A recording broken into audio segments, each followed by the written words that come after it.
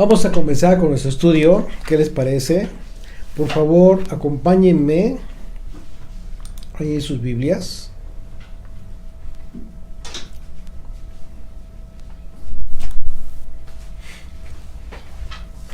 El capítulo 5 de la primera carta del apóstol Pablo a los Corintios. Este estudio lo titulamos La santidad de la congregación de Israel de Dios. Y la razón de este título tiene que ver precisamente porque en este capítulo se analiza un tema que constantemente lo hemos citado en algunos otros estudios, porque Pablo va a hablar de un tema importantísimo relacionado con todos los grupos, todas las iglesias, todas las congregaciones que ustedes puedan conocer o haber escuchado, en donde se puede dar, no necesariamente se da, sino que se puede dar este tipo de problemas. Un problema muy específico relacionado con el pecado sexual. Y es un tema que, pues, seguramente han ustedes escuchado de algunas otras congregaciones. Y Pablo, el apóstol Pablo, después de haber abordado el tema relacionado con la actitud que algunos de la comunidad de Corinto estaban adoptando respecto al sentir, que en realidad ya no estaban necesitando ellos maestros, supuestamente, ni de que les había, en un momento dado, ellos se habían olvidado de quién les había enseñado, quién les había iniciado en este camino, hablando de Pablo, en sus primeros pasos como creyentes en esta comunidad. Estaban ya teniendo una actitud de soberbia, de altivez, se sentían envanecidos. Ya estaban en la vanagloria. Y en este capítulo entendemos la razón por la que Pablo expone la condición que guardaban los siervos fieles, ¿sí? Como lo vimos en el capítulo anterior, los siervos fieles del Señor frente a quienes se sienten con la autoridad para juzgar a aquellos siervos que en un momento dado son fieles a la palabra del Señor. Esto es una evidencia de que dichas personas, sin darse cuenta, en ocasiones están envanecidos, y eso es precisamente lo que en este capítulo Pablo va a hablar.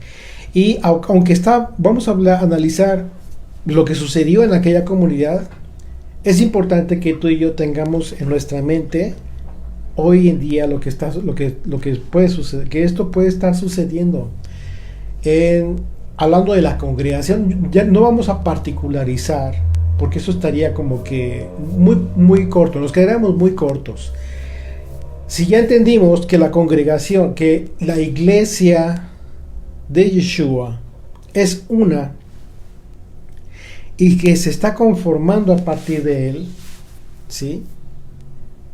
basada en el nuevo pacto, entonces tenemos que pensar como Pablo pensó, ¿sí? Es decir, hablar de la congregación de Israel tiene que ver con hablar con todos los creyentes en todo el mundo. Y no importa que te congregues en un grupo, lo cual está muy bien. No importa que estés solo en casa, porque quizás no tengas donde congregarte. Eso no viene al caso, no tiene relevancia. Lo importante es que estás formando parte de esta congregación que de entre todas las naciones, la congregación de Israel. Y en ese sentido es que yo te aconsejo que enfoques el estudio o el análisis de este capítulo para considerar que esto puede darse o se está dando quizás en muchas partes del mundo, en cualquier creyente. Así es de que vamos a entender que esta actitud de la que tenían los corintios, de que se jactaban y se envanecían unos con otros, ¿sí? Por diversas razones. Una de ellas tiene que ver con que, pues yo sigo a fulano de tal, hasta el maestro, yo sigo a fulano de tal, lo cual les hacía ver como niños, ¿no? Todavía pequeñitos peleándose como un niño que se pelea por el juguete, ¿no? Cuando realmente ya tenían que estar madurando. Es lo mismo que nosotros en un momento dado podemos considerar. ¿Cuánto tiempo tienes ya que te consideras un creyente? ¿Cómo está tu madurez espiritual? De eso se trata esta carta. Y porque justo así empieza el apóstol Pablo en esta carta. Y dice desde el versículo 1, dice, de cierto se oye que hay entre vosotros fornicación. Aquí empieza muy duro el capítulo, porque la palabra fornicación, y como ustedes saben en el griego, que es la palabra porneia, que se traduce como prostitución, adulterio, incesto. De forma general, tiene que ver con cualquier otro tipo de relación sexual ilegal, indebida o inmoral. ¿Ok? Hay que tomar nota de esto. Hay que tomar nota de esto para poder entender el contexto correcto por el que está utilizando Pablo esta palabra tan fuerte. ¿Por qué? Porque no solamente va a enfocar su mensaje en el tema del pecado sexual que se estaba dando en una persona específica de esta comunidad, sino que Pablo también va a enfocar al mismo tiempo la prostitución espiritual. Y eso es impresionante porque desde el Antiguo Testamento, desde Éxodo, nosotros vemos cómo es que el Señor habla acerca de este tema y Dios mismo reprocha todo el tema de la idolatría. Un tema precisamente que lo vincula directamente con la prostitución espiritual. De manera que cuando una persona, cualquiera en el mundo que se diga creyente, pero que está en pecado sexual, está al mismo tiempo cayendo en el pecado de la idolatría.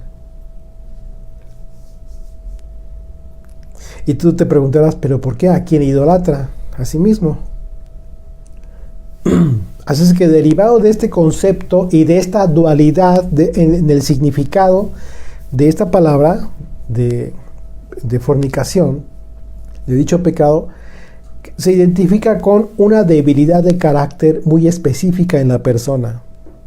Aquí vamos a hablar de un aspecto natural, con el cual todavía la persona no ha podido madurar, no ha podido fortalecer su carácter. Y si no ha podido fortalecer su carácter, esto significa que al tener esta debilidad de carácter, no ha estado caminando en los mandamientos, no ha estado en este camino que tiene como propósito cumplir la ley de Dios.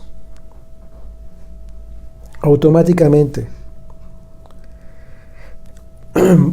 En ambos sentidos del concepto de fornicación, la esencia de esa actitud se encuentra relacionada con la infidelidad automáticamente. Dicho de otra manera, la imposibilidad de conservar el principio de lealtad tanto a las leyes morales como a los principios espirituales. ¿Ok? Vamos entendiendo de dónde y por qué razón se da el concepto de fornicación. Va más allá del aspecto físico natural que pudiera espantarte, porque si te estás dando cuenta, tiene que ver con algo que quizás muchos estamos en esa situación, y entonces sí tendríamos que poner nuestras barbas a remojar. ¿Por qué? Porque quizás no estás en el pecado de fornicación tal cual literal, pero sí quizás estás en una deslealtad. Estás en una debilidad de carácter que te está haciendo pecar, quizás en otro aspecto. Pero a final de cuentas, por esa razón, para Dios el pecado es abominable, no importa cuál sea. ¿Por qué? Porque viene a caer en lo mismo, en la deslealtad a él mismo. Y esto generado por la debilidad en el carácter, una debilidad que es generada por la falta de observancia en la ley como deberíamos de observarla, no de forma religiosa. Y en ese sentido, podemos identificar el pecado de fornicación como una clara debilidad en el carácter de las personas. Sin embargo, esa misma debilidad les impide tomar decisiones de ser honestos con los demás, con las demás personas. Y eso les lleva a tener una vida oculta o una vida doble, lo que le llaman una doble vida, ¿no? Aunque en el caso de la congregación de Corinto, aquella debilidad en esta persona estaba siendo solapada por los mismos integrantes de la comunidad. Y esto está terrible, está peor todavía. Lo cual a su vez involucra a todos los que sabían de ese pecado. En dicha debilidad de ese carácter, todos ya estaban involucrados. ¿Por qué? Porque por causa de la debilidad de carácter, esa debilidad te impide señalar el pecado. Porque dices, no me quiero meter en problemas. No quiero tener problemas. Vamos a seguir como si no pasara nada. ¿Realmente crees que tu condición de creyente te da la posibilidad de ser nulo? Es decir,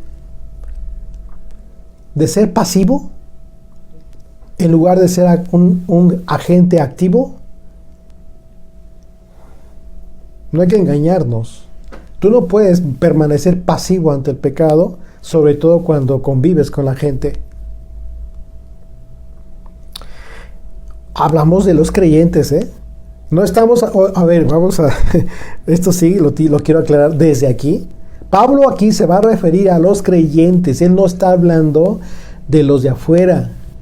Porque eso es un error que siempre se ha cometido. Todo el tiempo la gente se la pasa criticando, juzgando y peleándose con aquellos que no son creyentes.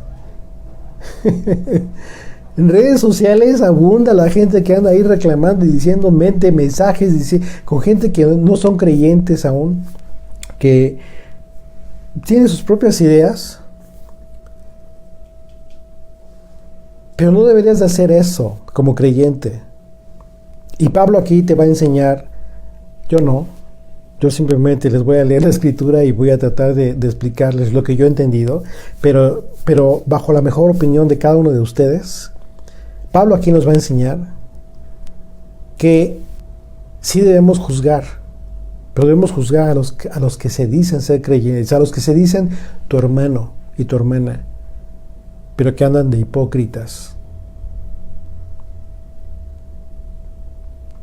Así es de que Pablo mismo, aquí mismo, más adelante va a explicar el principio que consiste en que un poco de levadura leuda toda la masa. ¿Por qué? ¿Qué significa esto? Porque en el caso de la debilidad de una sola persona, la debilidad de carácter de una sola persona, puso en evidencia la debilidad en muchos, que por no querer problemas se abstenían de hablar del tema. Terrible, ¿no? Terrible. Y continúa ahí el mismo versículo, ¿no? La segunda parte dice, y tal fornicación tal cual ni aún se nombra entre los gentiles. Fíjate a qué nivel lo expone Pablo. Ni entre los gentiles, tanto que alguno tiene la mujer de su padre. Algo terrible. Al mencionar a los gentiles, Pablo está hablando de personas que no conocen a Dios y que sin embargo ese tipo de fornicación aún entre los gentiles no se practicaba, no era común. Al describir que uno de los congregantes estaba teniendo relaciones con la madrastra, pues la mujer de su padre. Este asunto era el del conocimiento público, era ya sabido. Y al afirmarlo Pablo, pues significa que tenía evidencia suficiente para hacer tal señalamiento. No estaba hablando porque se le ocurriera. A Pablo le hicieron saber esto. Es aquí donde muchos creyentes caen en este error de preferir callar para no meterse en problemas. Y se escudan en las palabras de Yeshua mal enfocadas para decir que no debemos juzgar. No debemos juzgar para que no seamos juzgados. Sin embargo, el contexto correcto de las palabras de Yeshua son en el sentido de no juzgar a otros en un juicio de condenación. Por un lado, y por otro lado, para no ser juzgados con el mismo juicio con que juzgamos. ¿Qué significa esto? Pues significa que no van a poderte juzgar por el mismo pecado de fornicación si nos hacen fornicación. Pues es obvio, ¿no? Sin embargo, Pablo más adelante nos va a explicar que sí debemos juzgar, por supuesto que sí, pero es necesario saber a quién juzgamos y en qué circunstancias se encuentran quienes sí debemos juzgar, ¿sí? Y por otro lado, a quienes no debemos juzgar. Verso 2 dice: y vosotros estáis envanecidos. Aquí la palabra envanecidos en el griego es la palabra fusio, que se traduce como estar muy inflado, ¿sí? Muy orgulloso, muy altanero. Pablo, muy a propósito, expone la actitud en que se encuentran los corintios para ubicarlos a ellos en la penosa realidad en que se encontraban, cuando ellos estaban sintiendo el ejemplo de muchos, teniendo disensiones acerca de quiénes seguían a unos y quiénes seguían a otros, juzgando el ministerio de los siervos que en verdad eran fieles, mientras que ellos mismos se encontraban en una condición deplorable, triste, terrible, en la que verdaderamente era más importante la pureza, ¿sí? Era más importante cuidar de la santidad de la congregación, señalar el pecado a tiempo, sin temor, pero prefiriendo hacerse de la vista larga, como que no veían, y fingiendo que todo estaba bien. ¿Por qué? Porque eso es lo que sucede. O sea, una persona que anda presumiendo de que mucho sabe, de que de que está muy preparada en la escritura y de que, en fin, tiene mucha vanagloria en sí misma esa persona. En ocasiones esas personas descuidaron o descuidan lo más importante. A veces está tan a corto plazo, en una dimensión tan pequeña, que simplemente hablamos de la familia, de quien en un momento dado te está hablando, ¿no? Sí es triste, es muy triste que en ocasiones los papás se sienten agobiados, ya no saben qué hacer, porque los hijos de repente toman decisiones equivocadas, no les hacen caso, no pudieron tener a tiempo la oportunidad o no tuvieron la sabiduría para tener su casa en orden, con gobierno de los padres, y ya los hijos hacen lo que quieren, en fin. Y ya a estas alturas, o ya después de X tiempo, pues los papás entienden este rol que tienen ellos con relación a la familia, pero pues ya es demasiado tarde. Cuando sucede esto, mucha gente se agobia, se preocupa. Bueno, aquí nosotros tenemos que considerar que Dios, en su sabiduría, a cada uno nos permite entender cuál es el propósito divino de cada uno de nosotros, ¿sí? Tanto de nosotros como de nuestros hijos, cómo debemos llevar nuestras casas, nuestros hogares, que es el lugar en donde en primera instancia debemos practicar todo lo que profesamos, todo lo que predicamos. Yo no podría hablarles a ustedes acerca del orden en casa si mis hijos no me obedecieran, por ejemplo. Si yo no tuviera orden aquí en casa, ¿no?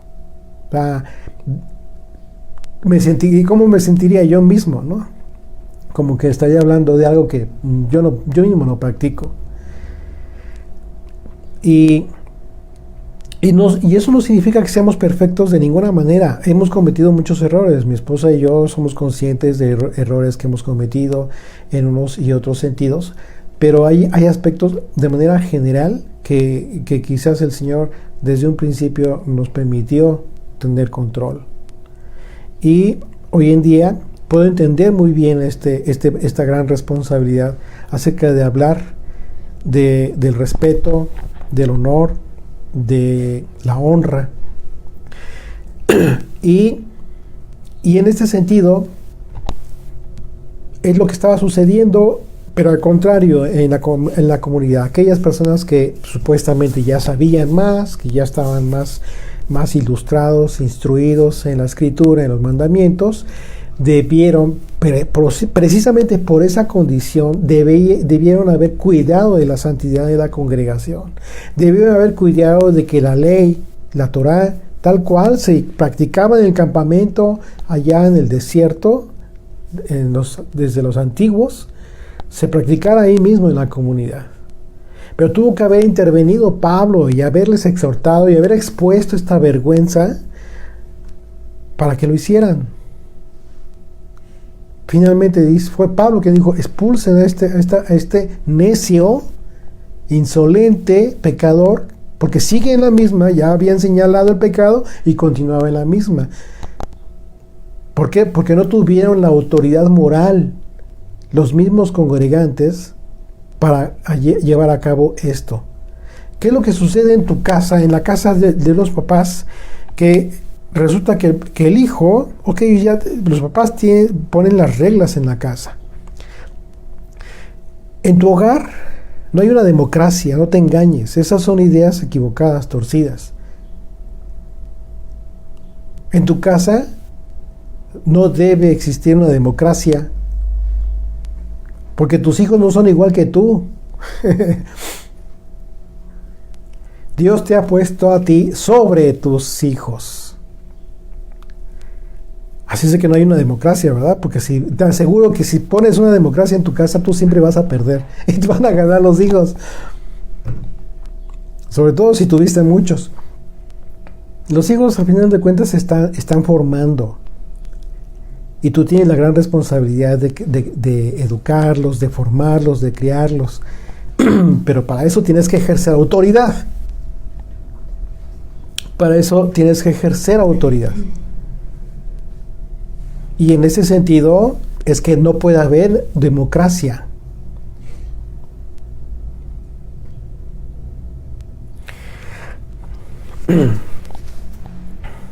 ¿Puedes considerar a tus hijos en algunas cosas? Claro que sí.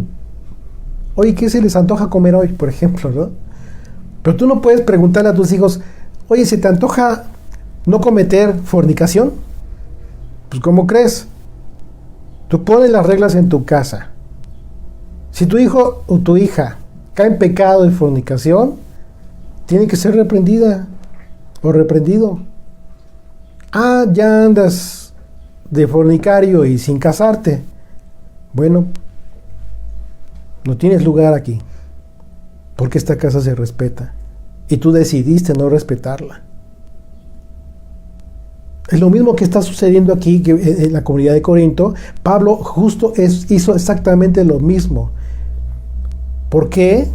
Con el propósito de que sea zarandeado por Satanás. Y esta expresión tan dura que dijo Pablo tiene un propósito de restauración, lejos de que lo observemos con un propósito de condenación de ninguna manera. Así es de que por esa razón es importante este capítulo, porque nos va a permitir considerar lo que deberíamos hacer. Olvídate de estar pensando en otras personas que se han equivocado. No, piensa en tu casa. En tu casa. Vamos a pensarlo en el contexto del lugar en donde el Señor nos puso en la dispersión de este mundo y en donde el Señor es nuestro pequeño santuario aquí en nuestro hogar. Así es de que esto nos deja ver lo que sucede con quienes buscando mayormente el conocimiento, el aprendizaje, que es muy bueno por supuesto, pero que se van al 100 sobre todo eso, acerca de temas de la Biblia, por supuesto que es importante. Pues somos estudiantes de la Biblia, eso es algo importante en nuestra vida, pero de repente te olvidaste, ¿sí? Hay personas que se olvidan de lo más importante. Y en un momento dado, hay personas que son capaces de ignorar los acontecimientos más importantes. Como en su momento Yeshua lo señaló, fíjate que Yeshua habló de este tema. En el capítulo 23 lo vemos. Y lo hizo con un reclamo tan fuerte que justo es lo mismo que estaba sucediendo en Corinto. Y habló, ¿a quién le habló Yeshua? A los sabios de Israel, a los líderes, a los que tenían la gran responsabilidad espiritual del pueblo de Israel. Mateo 23, acompáñame por favor en tu Biblia, a partir del versículo 23. Dice, hay de vosotros escribas y fariseos hipócritas, porque diezmáis la menta y el eneldo y el comino, o sea, todo muy justo, muy meticulosamente cumpliendo mandamientos, el mandamiento del diezmo, y dejáis lo más importante de la ley. Fíjate qué importante lo que está diciendo Jesucristo. Pero dejaron lo más importante de la ley, la justicia, la misericordia y la fe. Esto era necesario hacer. O sea, ¿qué era necesario hacer? Cumplir con el diezmo, porque aún estaba el templo y los levitas. Tenían que ser sostenidos los levitas. Era necesario hacer esto aún, sí, sin dejar de hacer aquello. Sin dejar de cumplir misericordia, la justicia y la fe. Entonces, el diezmo no tiene que ver con la justicia, la misericordia y la fe. Sí, pero todo en su debido orden. Tú no puedes cumplir meticulosamente, religiosamente con el diezmo.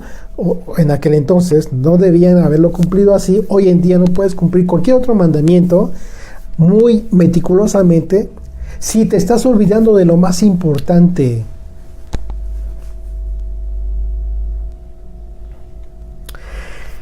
Guías ciegos, que coláis el mosquito y tragáis el camello.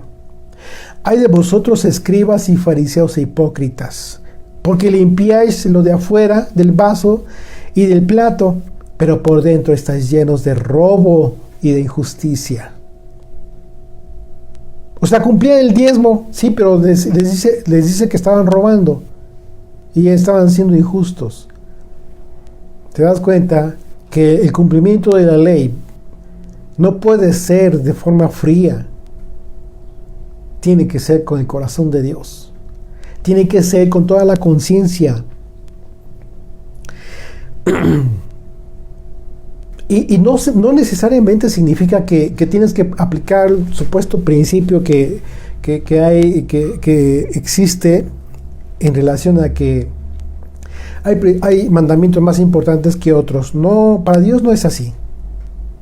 Para Dios todos los mandamientos son importantes. Las condiciones en las que lo cumples es lo que cambia la situación. En tu casa te ha ido bien y tus papás no tienen necesidad. Y en aquel entonces iban a cumplir el diezmo. No había problema, tenía que cumplir con el mandamiento, porque era un mandamiento en ese entonces, cuando estaba el templo. Pero resulta que, y esa es una condición, otra condición, los papás no tenían que comer en casa. Y el hijo, pudiendo tener la oportunidad de solventar la necesidad económica de sus papás, dicen, pues no me ha ido muy bien, tengo esto, pero tengo que cumplir con el diezmo. Tengo que cumplir con mi corbán. Así es que, papá, lo siento, a ver qué comes en esta ocasión porque no te puedo ayudar. Son condiciones distintas. No es que un mandamiento sea más importante que otro. Eso es una mentira. Todos los mandamientos, todos son santos. Todos los mandamientos de Dios son son importantísimos. Lo que cambian son las circunstancias en las que lo estás cumpliendo unos y otros. Y en esa condición específica, el hijo debe haber honrado al padre. Otro mandamiento, que también es muy importante, pero no sustituye el diezmo, no. Por esa ocasión tenía que haber ayudado a los papás, ver por la necesidad de los papás. Por esa razón, Yeshua habla así, y tú pudieras decir, aquí hay una contradicción. No, no hay contradicción. ¿Por qué? Porque el diezmo tenía que ver con la justicia, la misericordia y la fe.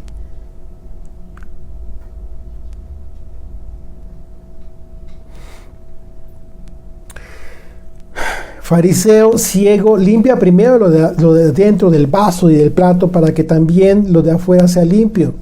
Ay de vosotros, escribas y fariseos hipócritas, porque sois semejantes a los sepulcros blanqueados, que por fuera a la verdad se muestran hermosos, mas por dentro están llenos de huesos de muertos. ¿Te das cuenta? Es decir, ¿te acuerdas de la profecía de Ezequiel, capítulo 37? Los huesos muertos. Y que de repente comenzó a profetizar. Y se juntaron y se pusieron de pie los huesos. Ya estaban de pie, pero no tenían vida. Continuaban como muertos.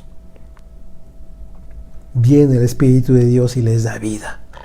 Entonces la palabra de Dios, sí, la palabra de Dios los mantenía de pie, los mantenía hermosos por fuera, los mantenía vistosos. La palabra de Dios, al hablarla, a la gente le llamaba la atención, pero estaban muertos en vida.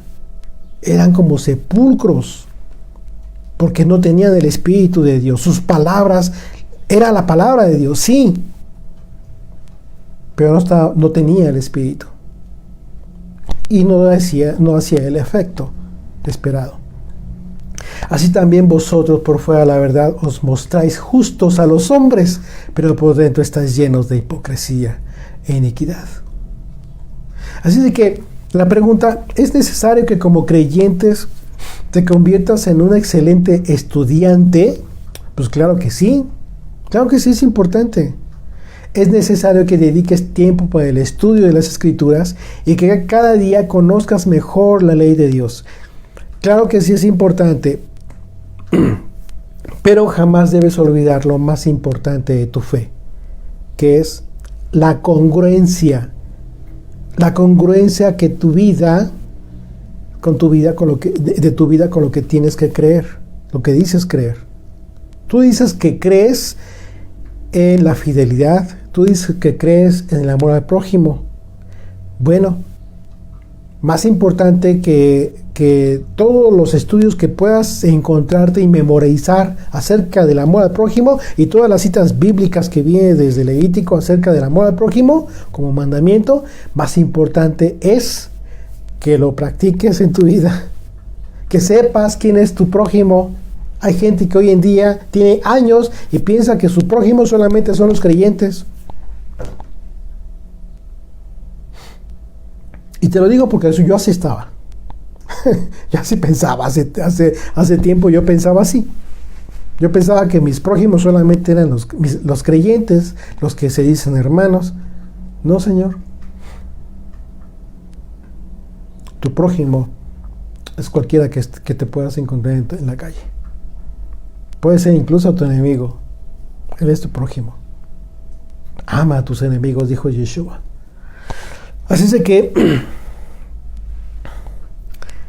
los corintios, al igual que los judíos, a quienes reclamó Yeshua por su hipocresía, pues se encontraban en la misma circunstancia de hipocresía, totalmente envanecidos, cuando en lugar de tener dicha actitud de altivez, debieron haber lamentado lo que estaba pasando con aquella persona. Y en su caso, hace algo al respecto, como a continuación se los va a decir el apóstol Pablo. Fíjate las palabras que va a ocupar. Continúa ahí el verso 2, dice: ¿no debierais más bien haberos lamentado para que fuese quitado de en medio de vosotros el que cometió tal acción?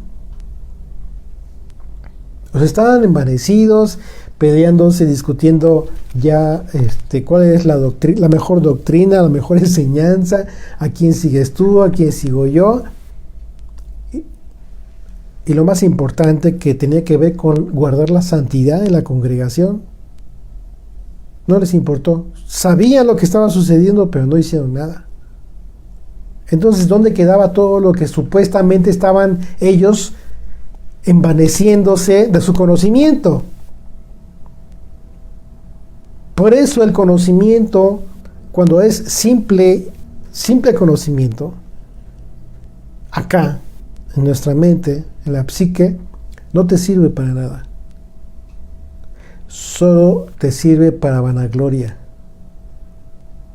para andar de presumido. Y ya andas, hablas hablando hebrañol, muy orgulloso, para que la gente piense que ya sabes hablar hebreo. Yo no estoy en contra del hebreo, al contrario, es importantísimo la herramienta. Pero eso no te cambia. Eso no da testimonio de lo que realmente eres. El hebreo entendemos que el hebreo es importantísimo. También debemos entender que el hebreo actual no tiene nada o muy poco que ver ya con el hebreo original y el contexto y el sentido de las palabras. Sabemos también que hay muchísimas palabras y conceptos que hoy en día en realidad no obedecen a una traducción fiel, sino a una traducción tradicional que ha hecho el pueblo judío, etcétera, etcétera. Así es de que, ¿qué tipo de hebreo estás aprendiendo y qué tipo de hebreo estás presumiendo? Yo les invito para que seamos más simples, más sencillos. ¿Quieres ser un excelente estudiante? Yo te felicito y te animo a que continúes haciéndolo. Claro que sí. Pero todo en su perspectiva correcta, en su medida correcta, en su medida correcta. No confundamos el propósito fundamental de tu estudio, que tiene que ver con hacerte una mejor persona. Así es que es obvio que para tomar una determinación, aquí Pablo, de esta naturaleza, como lo está haciendo, que se ha quitado de medio de nosotros a este pecador, pues era necesario tener una autoridad moral frente a quienes habían sido ya reprendidos, ¿no? Y notemos que aquí Pablo no está hablando de una simple reprensión al pecador, sino que ya está hablando de una expulsión. ¿Y esto qué te indica? Pues te indica la gravedad de la situación, te indica que ya habían hablado con él, te indica que ya esta persona insistía en su pecado a pesar de haber hablado con él. Dice verso 3, ciertamente yo como ausente en cuerpo, pero presente en espíritu, ya como presente he juzgado al que tal cosa ha hecho. Tuvo que ser necesario que Pablo tomara la autoridad para juzgar a aquel fornicario, porque nadie en la congregación lo quiso hacer. Sin embargo, notemos que Pablo en realidad va a citar la autoridad de Yeshua. O sea, no lo hizo por él mismo, por una autoridad propia, sino que Pablo, cita la autoridad de Yeshua, la autoridad del Mesías, para emitir una resolución en torno a este asunto.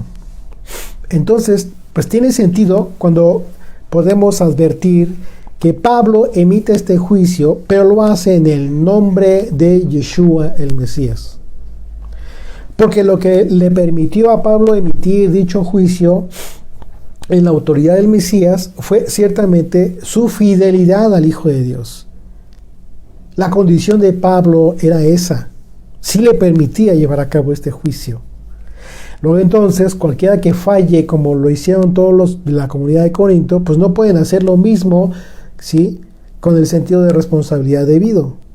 ¿Por qué? Porque estaban totalmente envanecidos, interesados en otras cosas y no les importó el pecado que había en la comunidad y que estaba afectando a los demás. ¿Por qué? ¿En qué sentido te piensas que puede afectar a los demás? Pues los demás dicen, pues lo hace, no hay problema, yo también lo puedo hacer. No va a haber problema. Hoy en día, hacer esta expresión en el nombre de Yeshua o de Jesucristo se ha vuelto tan sin sentido en muchas personas que ni siquiera comprenden el peso de las palabras cuando lo dicen. En el nombre de Jesús. Pablo fue capaz de hacer esto porque, como lo expresó en el capítulo anterior, a él no le podía juzgar tribunal humano, por cuanto que su testimonio era fiel y su ministerio apegado a la voluntad del Señor. Así de que no estaba en la misma condición. Dice el verso 4: en el nombre de nuestro Señor Jesucristo, reunidos vosotros y mi espíritu, con el poder, con la autoridad de nuestro Señor Jesucristo, el tal se ha entregado a Satanás. Aquí tienes que conectar el poder, la autoridad del Señor. Tienes que conectar esto con el hecho de entregarlo a Satanás, con esta expresión. ¿Por qué? Porque el propósito no era destruirlo. Dice, y aquí lo explica él mismo, dice, ¿para qué? Para destrucción de la carne, a fin de que el espíritu sea salvo en el día del Señor Yeshua. ¿Qué era lo que estaba buscando Pablo aquí? Que se arrepintiera, que dejara el pecado, que se alejara del pecado de esta persona. La expresión del poder de nuestro Señor Yeshua el Mesías es una referencia al concepto griego de la palabra dunamis, que se traduce, la palabra griega poder, que se traduce literalmente como un poder milagroso, una potestad o potencia. Esto quiere decir que Pablo se refirió al poder sobrenatural que en Yeshua obra para bien en el cuerpo del Mesías, la iglesia. En el mismo sentido en que hace referencia a su espíritu como presente en la congregación. ¿Sí? Así es de que cuando comprendemos la expresión de Pablo en su justa medida, en el ámbito espiritual, tal cual él lo expresó, podemos entender mejor la razón por la que resuelve entregar a aquel pecador a Satanás. Pero observemos que el objetivo de entregar al pecador a Satanás es la destrucción de la carne. Esto es muy importante, porque esto significa que debemos enfocarnos a entender por qué razón Pablo habla de la destrucción de la carne. Este es otro aspecto también importante, porque no habla de la destrucción de la persona en sí, puesto que enseguida confirma que la destrucción de la carne debe cumplir un propósito para el bien de dicha persona. Y este propósito, pues, es que el espíritu de la persona llegue a ser salvo en el día del Señor. Es decir, en que el espíritu de la persona sea salvo para la vida eterna y no perezca con la condenación eterna. El día en que todos vamos a ser juzgados por el Señor. En el capítulo 8 de la carta a los Romanos, el apóstol Pablo nos habla de la diferencia que existe entre las personas que viven en la carne y aquellos que viven en el espíritu, y establece la característica de unos y de otros. Acompáñenme por favor en su Biblia, ahí a capítulo 8 de la carta del apóstol Pablo a los Romanos, desde el versículo 1. Ahora dice, ahora pues, ninguna condenación hay para los que están en el Mesías Yeshua. Los que no andan conforme a la carne, sino conforme al Espíritu. ¿Qué significa que no andas conforme a la carne, sino conforme al Espíritu? Significa que por el ejercicio de los sentidos, en el cumplimiento de la ley, has adquirido el hábito, te has habituado a vivir en el Espíritu, es decir, a vivir conforme a los mandamientos del Señor, porque la ley es espiritual, la ley de Dios, más que conforme a la carne. Es decir, tú no vives conforme a la carne, no complaces los deseos de la carne, sino que tienes la capacidad, ya adquiriste la capacidad para restringir, para retener. para poner freno a los deseos de la carne. No significa que hayas dejado de ser mortal. Claro que no. Continúas con tu naturaleza. Pero el ejercicio de los sentidos por el cumplimiento de la ley con el sentido correcto te ha permitido habituarte, adquirir un carácter, la fortaleza de carácter y que viene a ser un don, como la capacidad para contener tus instintos. Esto es de lo que está hablando Pablo aquí, ¿sí? Cuando dice, ustedes no andan conforme a la carne, sino conforme al Espíritu. Por eso no hay condenación, porque el ocuparse de la carne es muerte, pero el ocuparse del Espíritu es vida y paz. Por cuanto los designios de la carne son enemistad para con Dios, porque no se sujetan a la ley de Dios. Aquí ya te das cuenta, no se sujetan a la ley de Dios. Tú no puedes en un momento dado sujetarte a la ley de Dios si estás viviendo conforme a la carne. No puedes. Ni tampoco pueden, dice verso 8, y los que viven según la carne no pueden agradar a Dios. Mas vosotros no vivís según la carne, sino según el Espíritu. Si es que el Espíritu de Dios mora en vosotros. Esta es la condición. Así es que esto nos permite entender mejor la expresión de Pablo, ¿sí? Porque es muy fuerte la expresión de Pablo, pero sin embargo es el tema de toda la predicación de Yeshua, si te das cuenta, porque siempre hablaba de tener vida, que siempre fue en referencia a la vida eterna, como una preparación aquí en este mundo. Prepárate para tener vida eterna. No desprecia todas las cosas de la carne. No las tengas en primer lugar, como lo más preciado de tu vida, porque eso se va a quedar aquí. No te vas a llevar nada. Y eso no te va a permitir prepararte para la vida eterna. Son importantes las cosas materiales, el trabajo, que tengas el sustento para alimento de la casa. Por supuesto que todo eso es importante, en su justa medida. Pero no dediques tu vida a eso.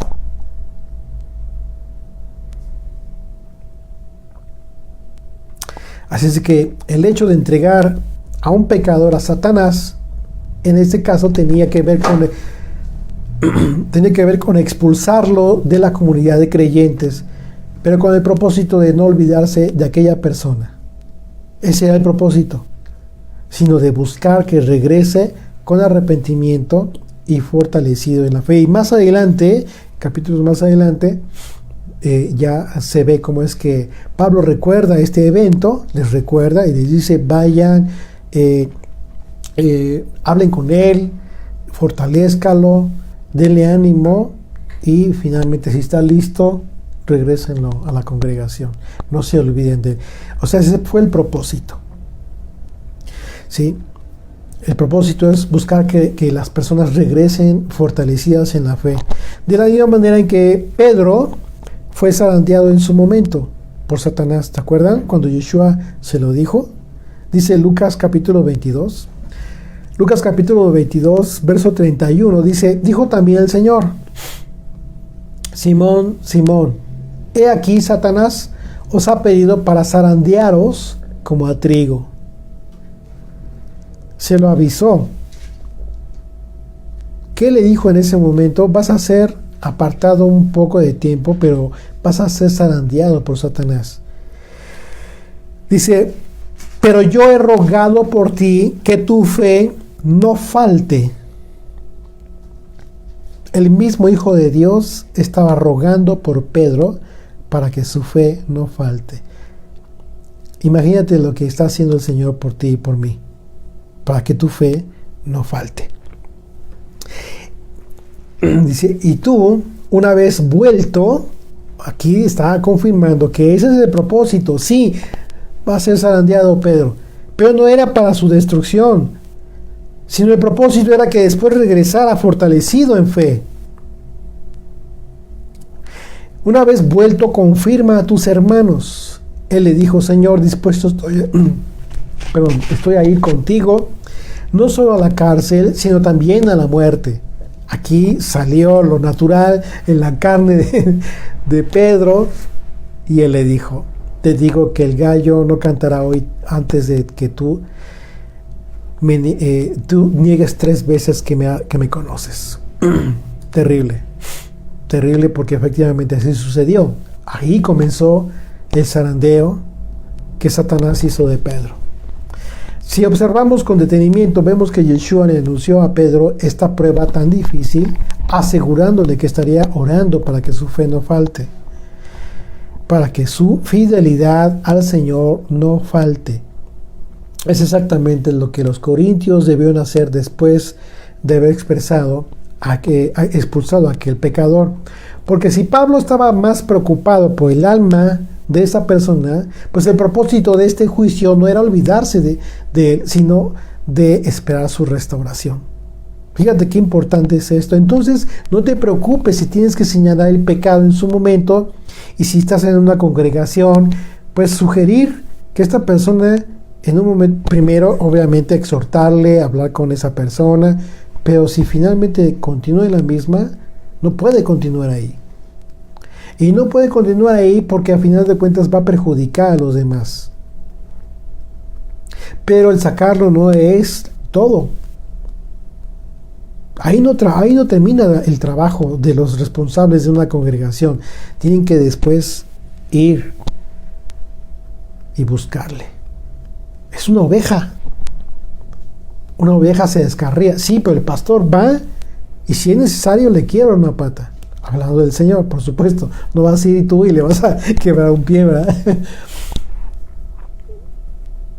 Ese es el propósito. Y finalmente, la referencia que hizo Pablo respecto al día del Señor, como él lo menciona, es en relación al día en que todos seremos juzgados por el Señor. Y el deseo de Pablo, pues era que el alma de esta persona fuera salva para vida eterna.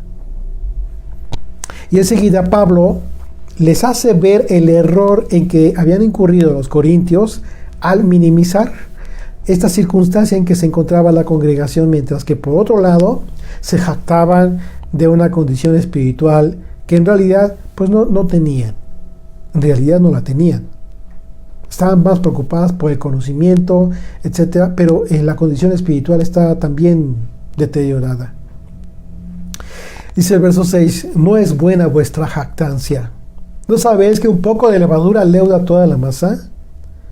Bueno, la levadura bíblicamente, como ustedes lo saben, tiene el simbolismo del pecado, de la hipocresía.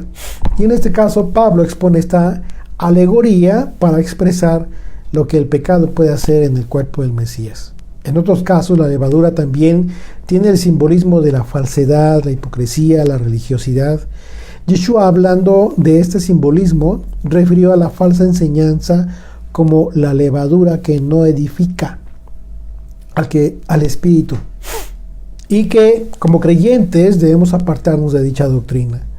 Dice Mateo capítulo 16, verso 5, fíjate: llegando sus discípulos al otro lado, se habían olvidado de traer pan. Y Yeshua les dijo: mirad, guardaos de la levadura de los fariseos y de los saduceos. Se los dijo tal cual. Ellos pensaban que dentro de sí diciendo, esto dice porque no trajimos pan. Y entendiéndolo Yeshua les dijo: ¿por qué pensáis dentro de vosotros, hombres de poca fe, que no tenéis pan? ¿Por qué les dijo esto? Porque el Mesías estaba con ellos. Ellos tenían el pan. Por eso les dice de poca fe, hombres de poca fe. No han entendido. Tienen pan. Dice: ¿no entendéis aún, ni os acordáis de los 5 panes entre 5,000 hombres y cuántas cestas recogisteis? ¿Ya te diste cuenta? Les está diciendo, ustedes tienen toda la revelación, todo el entendimiento, el pan que vino del cielo. No es eso de lo que les estoy hablando. Ustedes tienen el pan. Lo que no deben tener es levadura. Dice el verso 11: ¿Cómo es que no entendéis que no fue por el pan que os dije que os guardaseis de la levadura de los fariseos y de los fariseos? Entonces entendieron que no les había dicho que se guardasen de la levadura del pan, sino de la doctrina, de la enseñanza de los fariseos y de los saduceos. Muy claro, ¿no? Y a continuación Pablo lleva a un nivel muy alto la tolerancia al pecado, a grado incluso de menospreciar el sacrificio de Jesucristo. Fíjate, verso 7. Limpiaos pues de la vieja levadura para que seáis nueva masa, sin levadura como sois. Porque nuestra Pascua, que es el Mesías, ya fue sacrificada por vosotros. Así que celebremos la fiesta, no con la vieja levadura, ni con la levadura de malicia y de maldad. Está diciendo, no con la vieja levadura. ¿Cuál vieja levadura? La forma en cómo estaban cumpliendo la ley.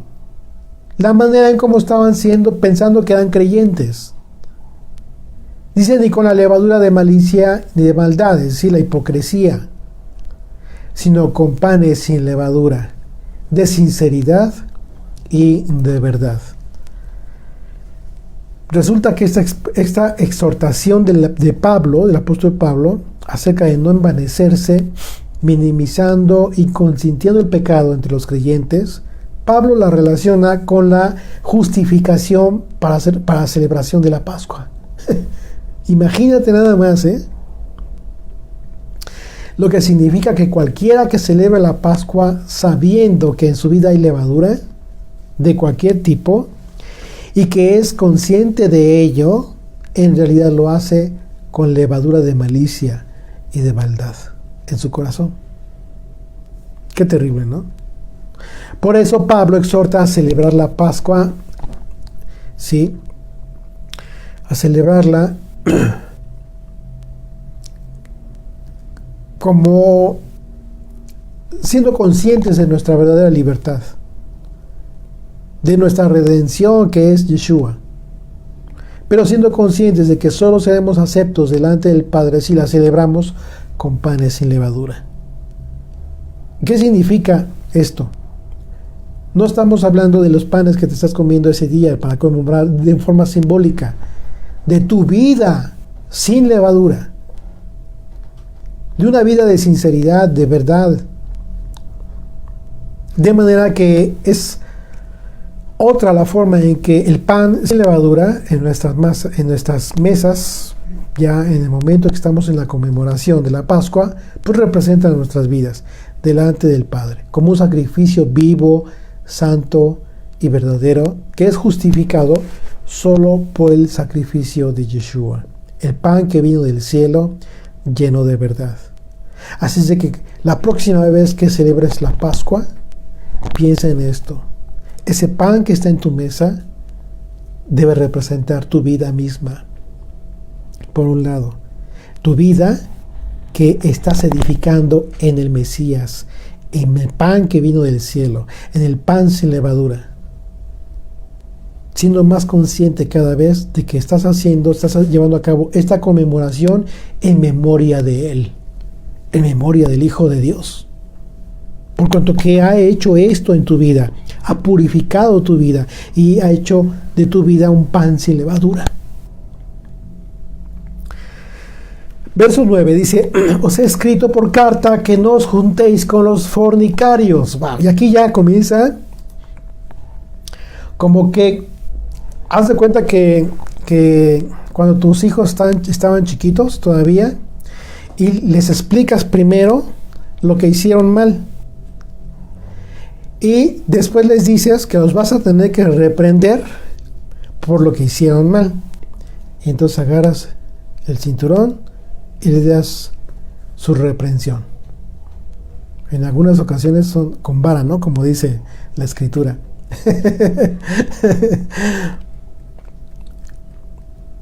Así, en este momento Pablo está haciendo. Después de haberlos reprendido, de haberlos regañado, de haberles dicho lo que estaba sucediendo, viene la reprensión.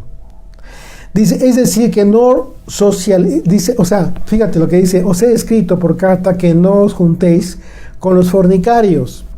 Aquí significa que no socialices con fornicarios, no socialices con quienes gozan en su debilidad de carácter para vivir conforme a la carne. Viven como si nada, los cuales no pueden agradar a Dios. Sin embargo, Pablo no se refiere a los fornicarios o a todos los pecadores. Pablo no habló de no juntarnos, de no socializar con todos los pecadores, sino específicamente con determinados pecadores que ante Dios en verdad resultan ser peores que los gentiles por su grado de hipocresía. Fíjate el verso 10. No absolutamente con los fornicarios de este mundo, o con los álvaros, o con los ladrones, o con los idólatras, pues en tal caso sería necesario salir de este mundo. No está diciendo eso Pablo. Por supuesto que Pablo no enseñó a cortar relaciones con quienes aún no conocen a Dios. No cortes relaciones con las personas que no conocen a Dios aún y que en consecuencia viven en pecado. Y conste que habla de ladrones, de fornicarios, o sea, joyitas, pues. Ese no es el punto de Pablo, sino que incluso dice que ya les había escrito explicándoles con qué tipo de personas no debían juntar, no se deberían de juntar.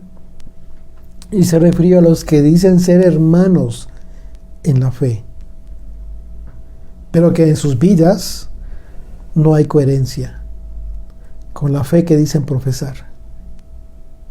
Con esos no te juntes, porque lo único que te vas a hacer, ¿qué es lo que? Acuérdate de que empezó hablando, un poco de levadura, léudate toda la masa, te va a perjudicar. Ese que se dice tu hermano, pero que ahí estás, a pesar de que sabes en las que anda, te va a contaminar. Esto es espiritual, amigos.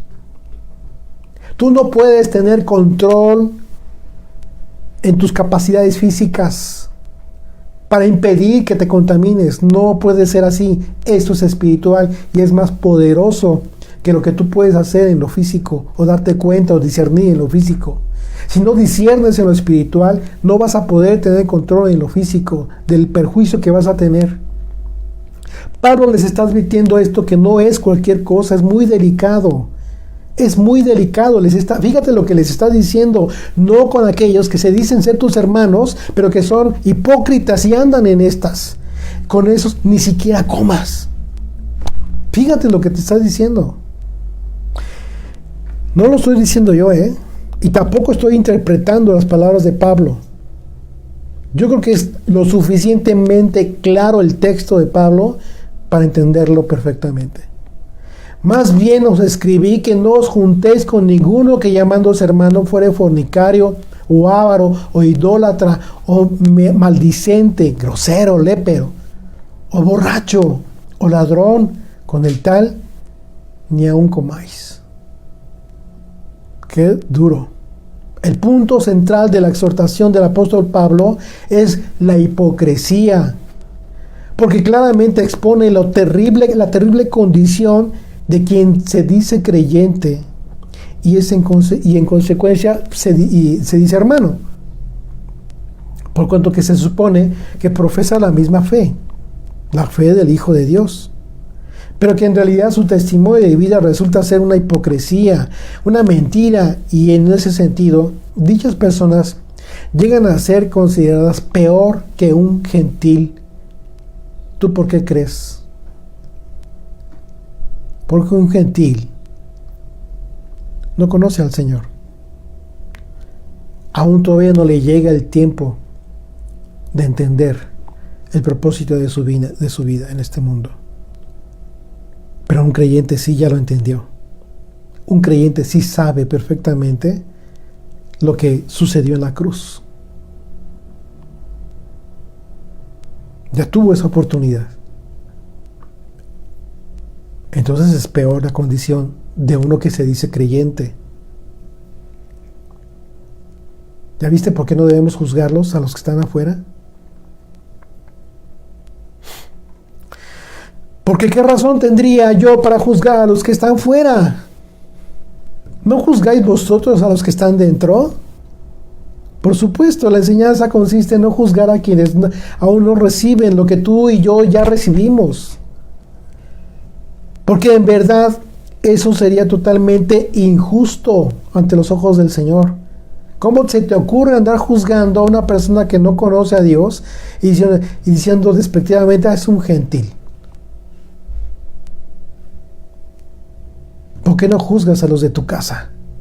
¿Por qué no juzgas a tanto que se dice hermano y anda en condiciones deplorables, tristes? Pero no conviene. No conviene. En ocasiones no conviene. ¿Qué tal si dejan de diezmar? ¿Qué tal si dejan de ofrendar?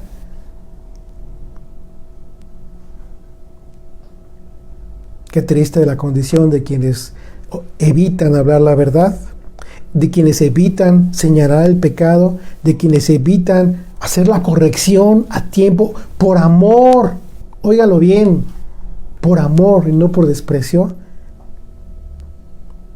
Porque somos de casa. Hay confianza. Y no que un gentil venga y te diga y te señale lo que estás haciendo mal.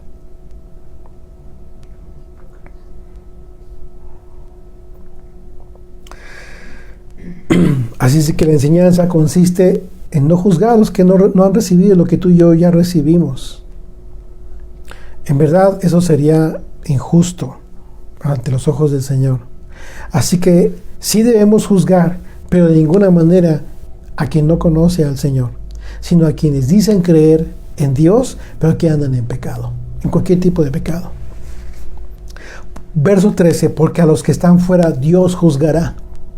Quitad pues a ese perverso de entre vosotros. Esa no es una decisión fácil. Esto es una decisión que por supuesto que debe doler, si es que tienes amor por los hermanos, por la congregación. Pero personas que se encuentran en esta circunstancia, hay que hacer algo por ellos. Lo peor que puedes hacer es no hacer nada, no decirles, no hacer nada para que ellos sean zarandeados por Satanás. Y esta es pues la justificación para expulsar a aquel pecador que no había procedido con arrepentimiento, sino que continuaba en su pecado. En la misericordia y en la justicia, la balanza perfecta del carácter de Dios, el Señor juzgará a los de afuera. Eso sí, tenlo por seguro. No hace falta que tú hagas eso. Eso no te corresponde. Eso es potestad del Señor. Él va a juzgar a los de afuera, a quienes no son parte aún del Israel de Dios. Quizás en su momento lleguen a ser parte, pero tú no lo sabes. Así es de que recuerda, juzgar a los de afuera es una potestad exclusiva de Dios, no tuya. De manera que cuando juzguemos a un gentil, si tú juzgas a un gentil, pretendes ocupar el lugar de Dios. Así que no lo hagamos, porque eso solo es potestad divina, ¿sí? Eso es potestad exclusiva del Señor, por cuanto tiene que ver con un juicio perfecto.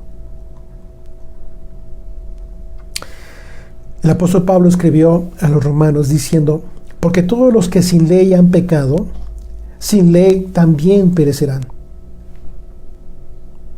Y todos los que bajo la ley han pecado, por la ley serán juzgados.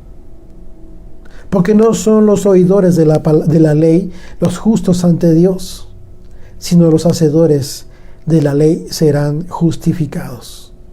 Porque cuando los gentiles que no tienen ley hacen por naturaleza lo que es de la ley, estos, aunque no tengan ley, son ley para sí mismos, mostrando la obra de la ley escrita en sus corazones, dando testimonio su conciencia y acusándoles o defendiéndoles sus razonamientos en el día en que Dios juzgará por Jesucristo los secretos de los hombres conforme a mi evangelio. Amén. Vamos. Bendito Dios, gracias te damos, papito, por este estudio que hemos tenido, mi Dios. Te pedimos, Padre eterno, que nos des sabiduría, que afirmes nuestros corazones en tu fe, en la fe, Señor, en tus mandamientos, Padre, para no pecar delante de ti, mantener nuestros hogares, Señor, en santidad, Padre eterno.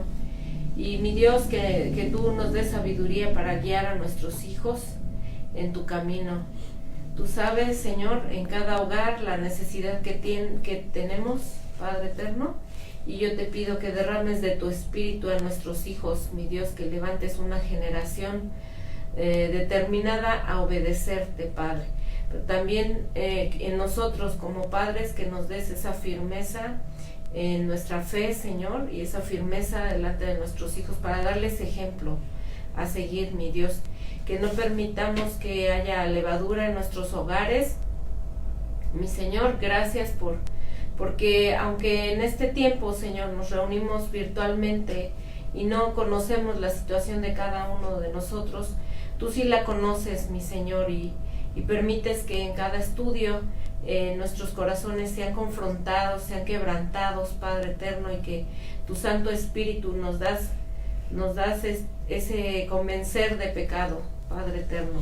Que cada uno de nosotros examine nuestro corazón, cada uno, y que podamos arrepentirnos delante de ti, volvernos a ti, porque aún es tiempo. Mi Dios, te pido por la sanidad de tu pueblo Israel en todas partes del mundo, con este virus y con otros que hay por temporada de calor o de frío, Padre eterno, que tú nos ayudes, que tú nos sanes, mi Dios, que seas misericordioso como siempre lo haces, Padre, con tu pueblo Israel. Te alabamos y te bendecimos en el nombre y por los méritos de Yeshua. Amén. Amén.